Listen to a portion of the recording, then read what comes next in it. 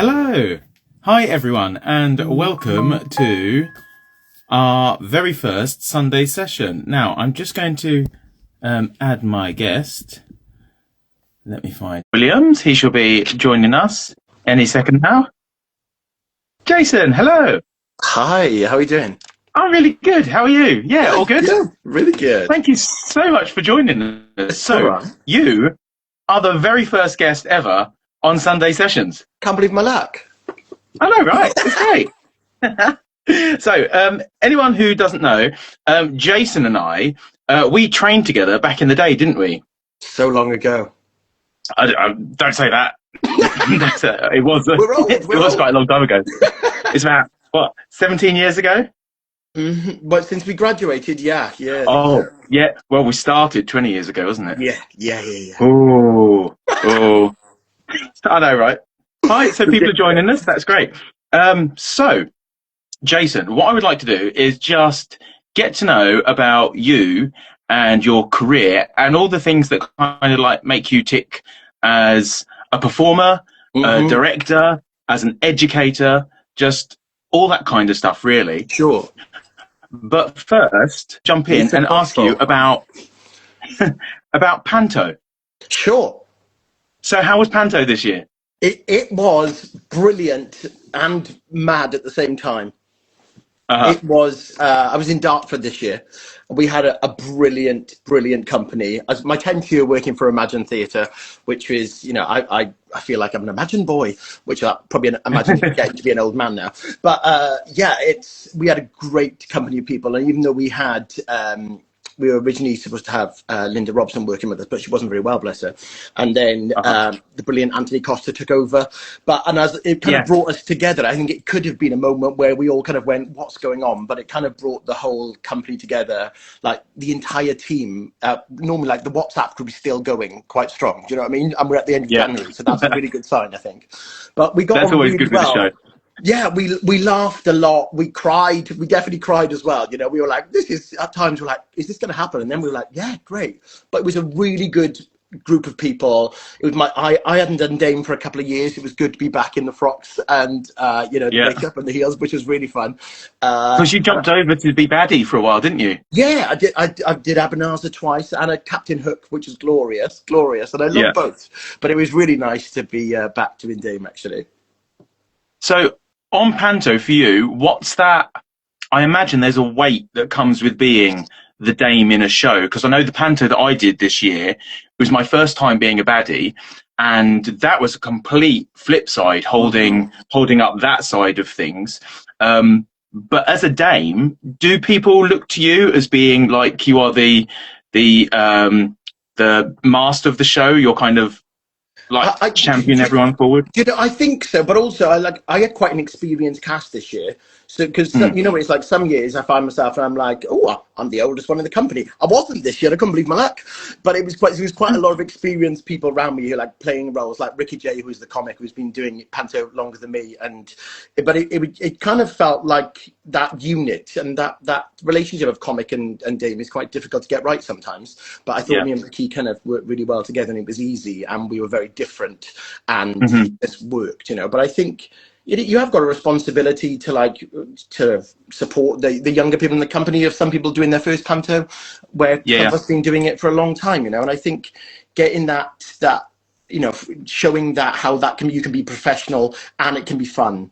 Do you know what I mean? I think it's really important to make sure the audience at every show get a great show that they deserve to see, and treat the brand of Imagine and what they want, and treat that with respect. And I think that's really important to pass on that feeling to the younger company as well. So, like you say with Panto and the audience getting what they deserve for each performance, how do you go about sustaining that for a Panto?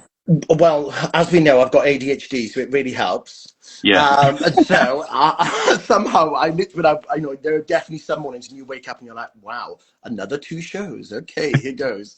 But there is that, that old thing of Dr. Theatre. You literally get in there. And this year because we were in Dartford and we were in the temporary venue selling the tent, but it was amazing. They treated us so well. But just when you get in there, the buzz of everyone who just wants to make this a good product. And then as soon as you hear that the tannoy go on and you've got all those kids and the families and you're like, this is it. This is like their Christmas treat, And so you're like, come on, let's do it. Let's do it. Let's do it. And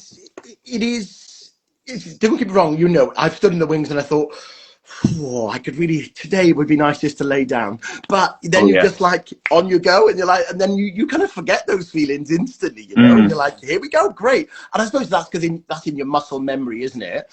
And it's in your brain as well, I suppose, But my secret energy is definitely ADHD, which obviously keeps me going, which is very exciting, always. So you mentioned in your ADHD, I've seen over the last year or so that's become a real key thing for you to speak about, the neurodivergency, and you go around and you help educate and train on that. Could you tell us a little bit about what you do in that area? Yeah, I think for me, growing up, I wasn't diagnosed until I was 35. And so that was a huge thing for me off the back of the pandemic, getting a diagnosis and realizing that lots of things I'd found frustrating in my life or found difficulty with. And there have been lots of times where, that definitely people told me to sit still quite a lot when I was in school or stuff, and I think, and even going through drama school, and I think we had a really good time at Guildford, Jaymes, but it was definitely a mixture of humans in our year group, wasn't it? Do you know what I mean? We all come from different backgrounds, and there was some directors and people who you worked with, one of which we both were, Ken Clement, who I thought I've taken loads from him as a director, just the way he was with people. Because I remember him in a rehearsal room with, when we were doing the Pinter play, and we were in the Pinter play together. Yeah, a night out, yeah. But just that feeling of like not your James, sorry, Ken being able to go like, this person needs this person needs this, and would speak to different humans differently, because I felt quite relaxed being in a space with him, but there wasn't always that space where I felt relaxed or supported, and I didn't know I was ADHD then. So I think the reason I do this training is because I just want to celebrate people who are neurodiverse, because our industry is filled with them, even though 90% of them, I believe, are undiagnosed. But our industry, that's why we do this. This is why we do it, And I think if I can help people be in a rehearsal room or see someone like them and go, yeah, he doesn't sit still and he does all this, and that's all right. That's not being unprofessional. That's just my brain and the way my brain works. And so for me, I wanted to develop these training courses that I've been delivering, and I've delivered sort of online internationally, a few different sort of theatre schools, and I've been lucky enough to do it at Laine Theatre Arts as well. And it's just that giving people a vocabulary. I think, first of all, but people aren't afraid of things when they're in a classroom or a rehearsal room. They won't. It's not about getting something wrong. It's about just knowing terms. I think helps people. Yeah, but also making people aware of, just because we were trained in a certain way, or just because that's all we know, doesn't mean it's the right way. And I'm not saying my way is the right way either, but there are many different ways to run a rehearsal room or a classroom setting. And I think just making people aware of that and giving people an opportunity to be themselves and space to grow and develop as artists and people, as I think that's really important. And so I kind of want to be, I'm up for being like the poster boy for ADHD in theatre. Do you know what I mean? So yeah. Well, I know, because I worked with you last year as an actor in one of your rehearsal rooms, and it was very clear to me there was a moment where I was spiraling, and I was just like, oh my God, what's going on? And I said to some of our friends afterwards in a break, I was like, Jason was really good then. He saw what was happening and he was able to It's all right. Which is really interesting, because it's that thing of knowing that you're held by your director in a certain way. Sure.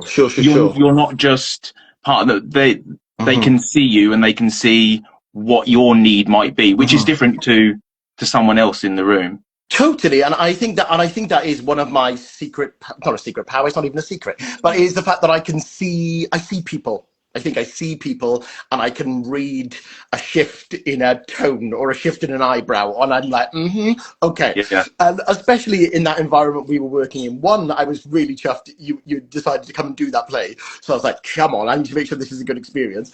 But secondly, I think it's really important, like you had a massive role in that play, and sometimes we just need clarity, or we just need someone to say, I know that bit's not right for a minute, but let me solve this and then I'll come back to it.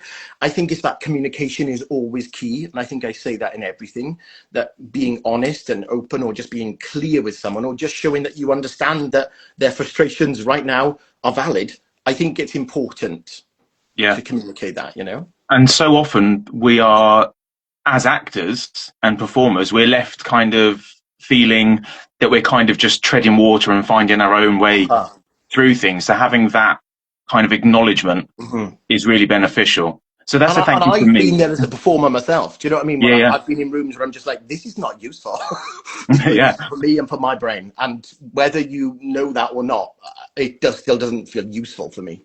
Do you know what I mean? So I think because I felt that, I think I tried to stop that or help other people not be in that situation. Doesn't mean it always succeeds, obviously, but you can try. So while we're talking about that situation that we were in, can we go into Sidmouth Rep? Because that's a whole kind of thing in itself. It's its own special. It is. So tell me how you got involved with Sidmouth Rep. Well, in 2011, 2011, I actually was an actor in the Sidmouth Rep company for 3 months, where we did 13 plays in 13 weeks. And I was part of the core company, and I was involved in those 13 plays. I think I'm right in saying that I was in 7 of them and was like ASM prop maker for the other 6. I think that's what it was.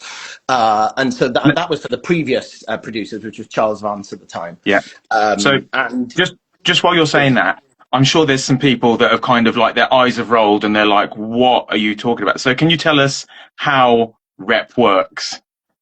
Well, back then, because it's slightly different now, but then, it was bonkers. It was more bonkers than it is now. This is what I can't believe, actually, is that we used to, this was the schedule when I was there as an actor. Wow, I've just remembered all of this. On a Friday, so if it's hard, you have to kind of start, if I start halfway through a process, right? So imagine one's opened, because this is the easiest way to explain. Okay, so we've got a show that's open. We've got a show that's opened and you're performing that, right? And that used to open on a Thursday. And then, so on a Friday, you would block the entire play, right? Block the entire play. Then then you perform that night, the other play. Then you would not have rehearsals Saturday or Sunday. Right, but you perform Saturday night and Sunday would all be off, and so you have to learn the play in the time off. Monday rehearsals, you would work on Act 1, perform the other play Monday night. Tuesday, work on Act 2, perform the other play Tuesday night. Wednesday, you would do final run through in the rehearsal space, final night of the previous play, a get out, a get in. Thursday, tech, dress, open a play, start again on Friday. It was mad, but I loved it and I learned so much. Taught me to trust my instinct. It taught me to be brave. It taught me to make choices, because you had to. You had to. You had no choice. And yes, there was someone there working with you, but it was bonkers. But I loved it. And so that was one of those things, I don't know if you've had this, James, when you go somewhere or you're involved in something, and I get in my mind, sometimes I know this was lovely, but I'm never ever going to experience this or this situation or these people ever again. Or I get the complete opposite, where I'm just like, I don't know when and how, but I know I'll be returning here. The following year, they asked me to go back, but I was working on the Queen Elizabeth cruise ship as an actor, and I just got back, and I was just like, it's not going to work out. So then I thought that was meant to be my return, but no. And then the wonderful Paul Teller Mills took over the season, who's been there now. 50. Well, what year was it this year? The anniversary? I can't even remember. I So can't. he's I can't yeah. recall. But Yeah. so then it was 4 years ago. I think I think I was originally in contact during 2020, but then the pandemic hit and about returning as a director, and then pandemic hit and things didn't happen. And I think it was 2022. I ended up going down there, which was my first directing again. Uh-huh. And it was, again, that feeling, even though it's run slightly different and it works slightly differently, I think more it works much better now than the way it's run now, because you Yeah. feel like you actually can rehearse something. You've got that week where it's a clear run in the rehearsal room. Yeah. Yeah. You know, and that just feels, and that works well for my brain. I mean, it's still ridiculously fast. Yeah. We just got the information. He started in 2013. Thank you, Paul. Appreciate you. So my brain, ADHD, got distracted by that. Yes. So directed to play Emma in my first year, loved it. And then I've been fortunate that Andrew Beckett, season producer, has asked me back to direct for the last few years. And I love it. I love going down there. It's a very different experience being a director for the season. Yeah. What's that like when you know that you've got to put a show on in, well, really, you've got, what is it, 5-6 days in the rehearsal room and bang, you're on? You have to put a lot of faith in your actors. You have to, which is, and Andrew's very good at casting the season and getting the right people who he knows going to, one, deliver the role, but also get it, get the vibe and what it is and the expectations are. And so you have to put faith in them that they've been cast well, they can do the role, but you also have to make decisions for people really fast. Yeah. You have to. And you have to have a plan in place. More than the outside director, I think you've got to have like a clear vision of patterns and maps of the, I don't write that down. I just store that in my ADHD weird brain, obviously. But that is, how the shape of things you think are going to work. And I think, and I try to work as fast as I can, but giving clarity and detail at the same time. Sure. I think that you have to give people a shape. I think actors learn better once they've got a shape or a space or something. Even if you go back and you alter that if it doesn't work, but at least they've got something to hold on to. Yeah, I know for myself, as much as I can try and get the words in, once I have a kind of a shape of some sort, everything can kind of hang on it. Because we get it in our bodies, don't we? We associate stuff with like who we're talking to or things. And especially for me, like my brain doesn't reading stuff off a page. And you know what I'm like in a rehearsal room. I kind of have to slightly follow a script a little bit more in cinema because I'm like sorting some tech stuff out, especially in our play. That was bonkers. But normally my thing, I'm not a director who sits behind a desk. That's just not, it's not my vibe. I'm like up and I'm thinking and I'm doing things. And my hearing is that what I listen to how it sounds, and if it doesn't sound right, that's kind of my notes come from that rather than what does it say here? Do you know what I mean? So that's just not my vibe. My vibe is how is this feel in the room? That's something feels off there. Let's clarify that. But it's exciting and it's nerve wracking, and it is.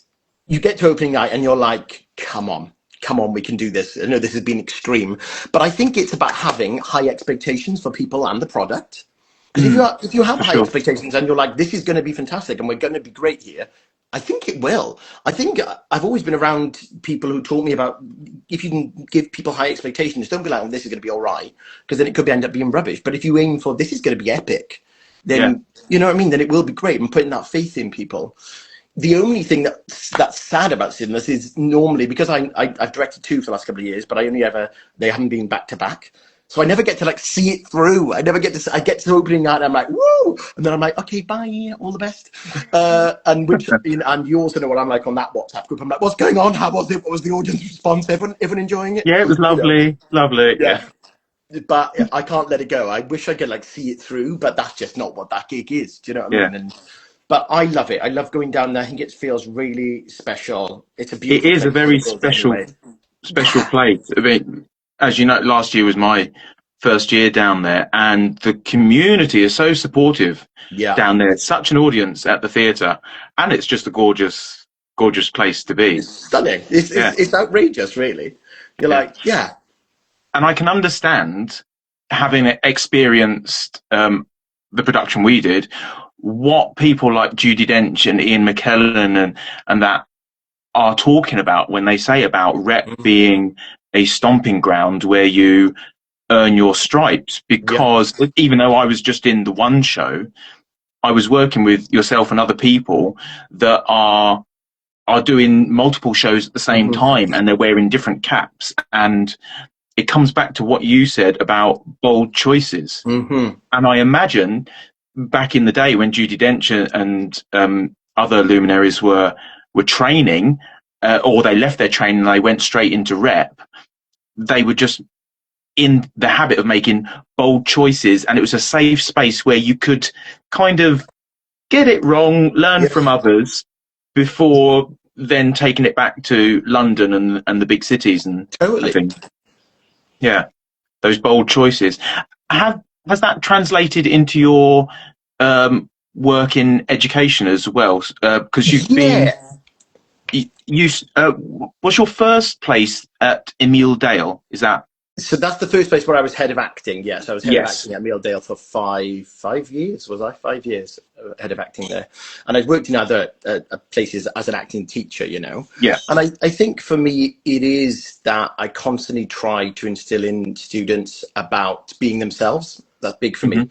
Being who you are. Being who you are, because that's the most, honestly, if you can embrace who you are and be that in a room authentically, then you can start to be other people, you know. And it is about that respect for other things, but it is about being bold. Always go bold, make bold, ridiculous choices, because one, people remember you, and two, the director or creative team can then be like, we can pull that back, we've got something to work with, wasn't quite what I'm thinking, but I can move it this way or that way. But if there's someone who doesn't really offer something in a space, that's quite hard when you're trying to, because you're not just, if you're trying to think about an entire piece, you're not just thinking about that one person's journey. Yes, you're going to guide them, you're going to push them, you're going to, you know, help them to be better. But you're trying to think about an overall journey or of a play or a training or an assessment or whatever it is. But you need people trying to instill in them that to be bold. My thing I used to say all the time was to be bold, brave, and brilliant. Just do that. If you aim for that, then you're going to be all right. Do you know what I mean?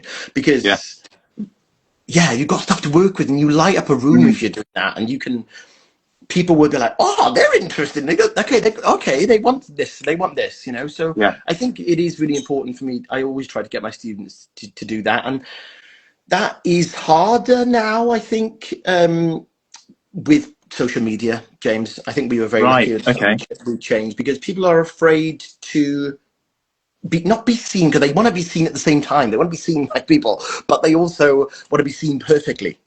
Curated, You know what I mean? And I'm like, oh, this can't be perfect at the minute. I want it, you know, it's never going to be perfect, actually, we know that. But we might be close to perfect by the time we get to this point. But we have to go bold and let it be bad for a minute in order for it to become good.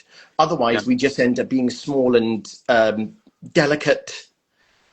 And not the delicate isn't good, delicate's good sometimes if it's, you know what I mean? But then we're not actually ever putting ourselves in a place where we can look like a fool or get something wrong to learn from. Do you know what I mean? It's really interesting you saying that, because some other people may have seen as well, but I saw a clip of Meryl Streep, and she was in rehearsals for Mother Courage. And she'd allowed for the first time for film crew to come in and to film some of the rehearsals. And in the interview, she said, I never allow this because this isn't interesting. What you're going to see is bad. I am bad in a rehearsal because that's my job.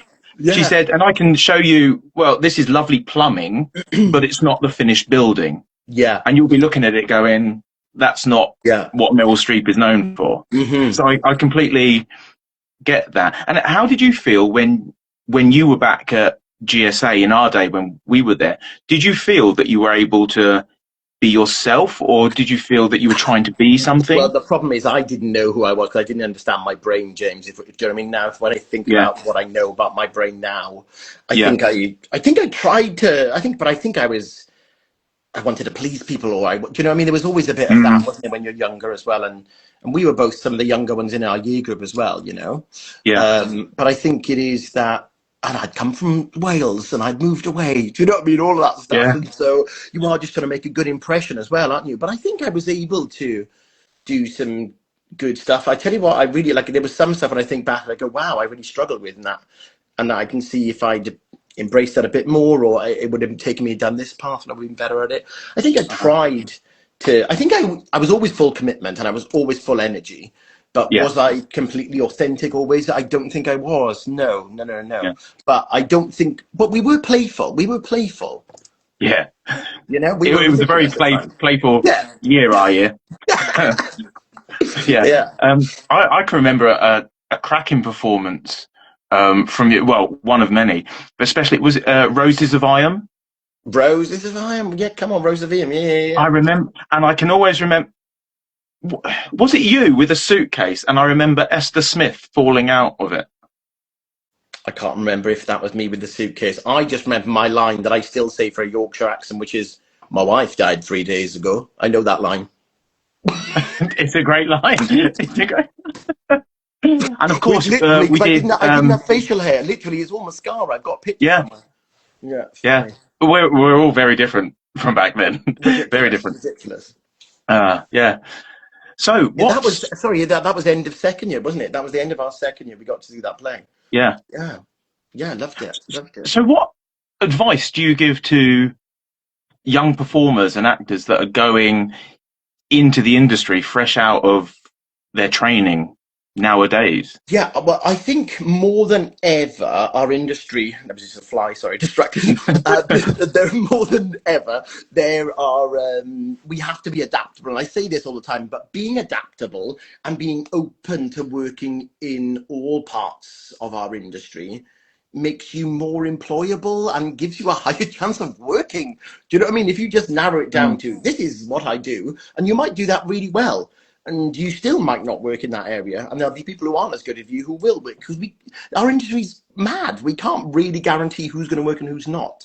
But the more skills you have and the more open you are to learning different skill sets that come into the big, massive umbrella of our industry, the more skilled you are and the more adaptable and open you are to all those potential ideas, the better chance you've got, you know? And I think is that, and we never stop learning. We never stop learning. Like I learned so much as an actor from working. You know, people say that, but I did, from absorbing, watching other people in a room and not going, I've got all the answers. And even as a director, I've never got all the answers, but I've got something to offer. You know what I mean? Yeah. Which I think that's, you have to have something to offer. I think that's important. But I think that adaptability is really, really key, I think. And not narrowing down your ambitions and not underselling certain jobs in our industry, or because there are some people who are like, well, if I don't do this, I haven't made it. But there are brilliant jobs all around the world, all around the UK, in different theatres, and I don't think we should put certain value on some things over others. Do you know what I mean? Because for me, working our industry, which is why I have so many hats as an educator, a director, an actor, all of that. Because it's about being adaptable and about surviving, isn't it? And about having longevity in an industry that is difficult at times, you know? For sure, yeah. So how did you feel when you first started moving into that educator kind of position? I think I was very fortunate because the youth theatre I went to back at home, which was a brilliant youth theatre, West London Youth Theatre Company. I literally, when we finished Guildford, I went in to work on that summer course as a student teacher. And so I think it's always kind of been there for me, you know. And then I've worked at performing arts colleges, BTEC colleges, degree courses across the UK and across the world. That I think I've always seen it as it's like part of that survival thing. I mean, there was a time where I was, handing out magazines at 6 a.m. at Waterloo Station when trying to be an actor. I thought, this is not for me. Yeah. This is not for me. I can't do it. Do you know what I mean? Yeah. But I've done it because I wanted to survive. But actually, that educator side of it knew that I could pass on skills. I could still keep my brain creative, you know, and that being in that environment was much more interesting for me than... I mean, I've handed out so many freebie things working for promotion companies over the years. I can't do it. You know, boring. I find it so boring. Oh. Of course you would. Well, loads of people would. And I think that's really important for especially performers that are new to the industry as well, to know that there is no shame in those jobs, because No. we have all done those kind of And jobs. it paid my rent. Do you know what I mean? Yeah, That's the thing that kept me alive to do those things, you know? yeah, yeah, completely. So, what is next on the cards for you, Jason Marc-Williams? Well, I think What's there's always ideas. There's always ideas, aren't there? You know, I'm Yeah. currently, I'm in, well, this week, I'm on week 5 of rehearsals for The Wedding Singer that I'm directing at Laine. Yes, That goes into exciting. tech on Thursday, and then that's on from the 12th to the 14th of March, which is very exciting. We're having a great time rehearsal. I've got a great cast. I've got a great creative team, and my stage manager is wonderful. Of course, Safa, shout Yeah. out to Safa. She probably won't hear this, but she's glorious. I love her. And the whole team there has been really, really lovely. So that's exciting. And I'm also, I actually put this on my computer, but now the computer's died, and I can't believe it because I thought I'm going to forget the dates. But I'm directing a new play by Tim Graves called Walking Each Other Home, which is on at the Old Red Lion Theatre, 28th of April to the 14th of May, I think. I might have just made those dates up because my computer's just died. But it's around that time. So I've got that, and I'm in talks with somebody else about directing another new play that's happening in the summer, but that's not announced and stuff. So that's, you know, as well as my full-time job at Laine. Let's not forget that I'm the head of acting Yeah. at Laine, so I'm managing that team there, which is great. It's that juggling. It Juggling always, it of is, things. because you want to keep your brain alive, don't you? And you want to also keep moving forward and keep challenging yourself. And hopefully I'll be back at Sidmouth Rep if they want me. Yeah. And you know, and then I'm already in to have some talks about Panto for next year as well. So it's, you know, it's just a constant cycle, Yeah. James. You know what it's like. So let me ask you, outside, if there is an outside of that creative world, what do you do to keep that balance? Do you have something that's a hobby? Do you get into nature? What kind of Do you know what? grounds you?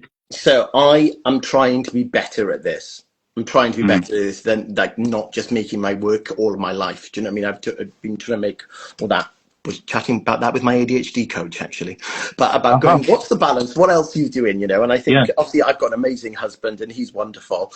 Yesterday we were playing chess together. I haven't played chess for about 10 years, but we got a new chessboard. So I was like, right, come on. And I think I love watching a crime drama. It switches my brain off. I'm like, even though I obviously figure out for everybody else. But I think, and I'm trying to get out. We try to get outside wherever we can. I think that's important. But I'm not sure if I have any hobbies outside. I don't have any hobbies outside theatre. I don't think I do. I was just going to pretend I go canoeing every weekend. I don't. I haven't been canoeing for about 15 years. Actually, it's a lie. I went canoeing in 2012 in Norway when I worked on the cruise ship as an actor. So I just remembered. But I don't have loads of hobbies.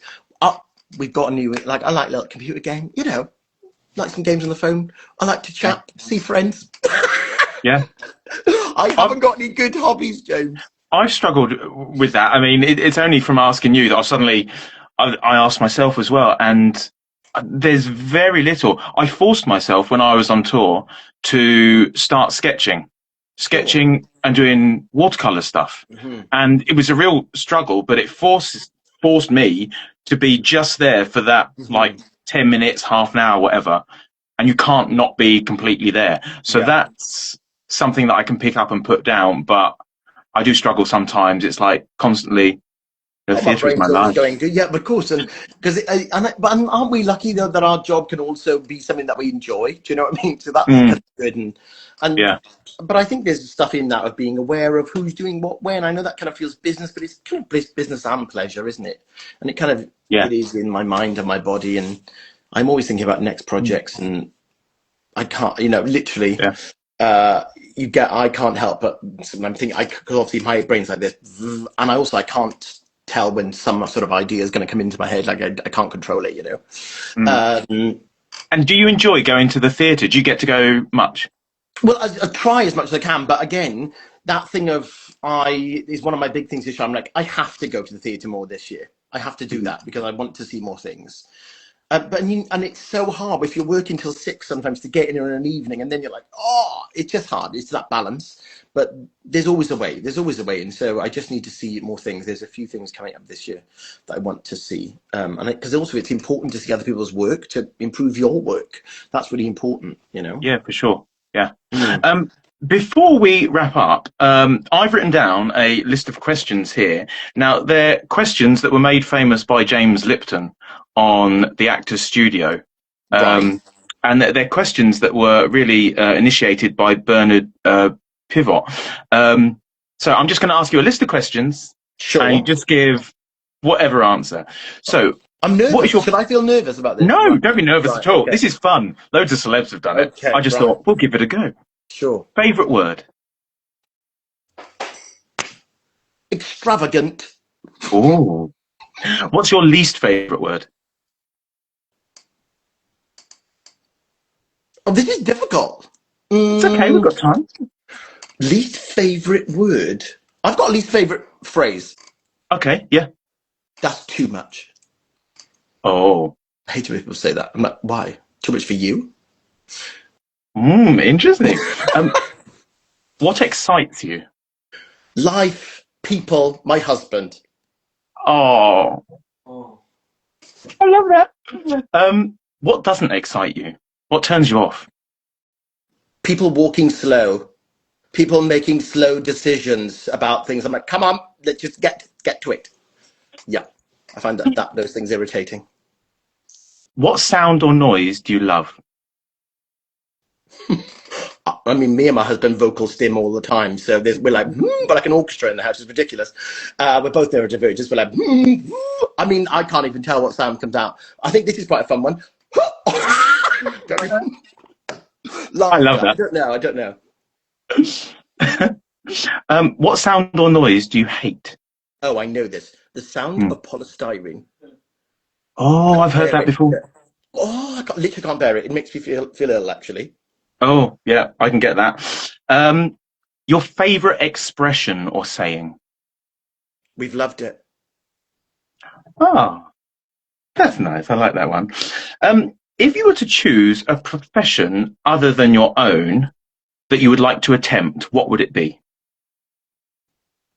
I'd love to be a fashion designer.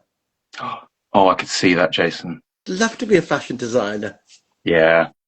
You had all the skills, cutting things up, like, yeah, great. It'd be great. You'd be on the red carpet as well in all the... Sure. Yeah. What would you not like to attempt as a profession? What would be like, no thanks? I don't want to be a butcher. No. I don't want to be cutting up all those big pigs. And I'm a meat eater, but I can't be, it's the smell and the big knife, no. Yep. No thanks, no. Okay, last question for you. Right. If heaven were to exist, what would you like God or whoever to say to you when you arrive? You gave it a good go and you were a good person. You got a few things wrong, but you were empathetic and you cared and you gave it everything. And you do give it everything, Jason. You are fabulous. And Jason, I just want to say thank you so much for being our very first guest on the Sunday session. It's been an absolute joy. Thank you for asking me. Thank you. That's all right. Lots of love for you. So much fun. And yes, I shall see you down the road. Yes, soon. Come on. All right. Speak to you soon. Take care, lovely man. Bye-bye. Thanks everyone for joining. Bye.